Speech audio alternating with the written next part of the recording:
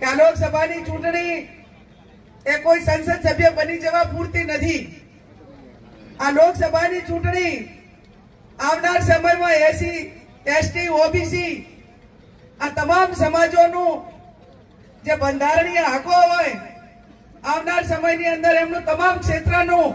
જે ભવિષ્ય હોય એ ભવિષ્ય નક્કી કરવા માટેની આ લોકસભાની ચૂંટણી છે કે આપણો દીકરો દીકરી ગમે એટલા ભણે, એને ગમે એટલું ઊંચું મેરિટ આવે, પણ જ્યારે એને પરીક્ષા આપવા જવાની હોય બીજા જિલ્લામાં અને માંડ રખડીને પરીક્ષાના કેન્દ્રએ પહોંચે અને ત્યાંથી અડધો કલાકમાં સમાચાર મળે કે પેપર ફૂટી ગયું છે। અને હવે તો આ લોકસભાની ચૂંટણી પણ પેપર ફોડવા વાળા જ લડે છે અને પેપર ફોડવા વાળા ચૂંટણી લડે છે ત્યારે એમને 7મી તારીખે મતદાન કરીને એમને ફોડવાના એ આપણી સૌનો પોતાનો હક છે।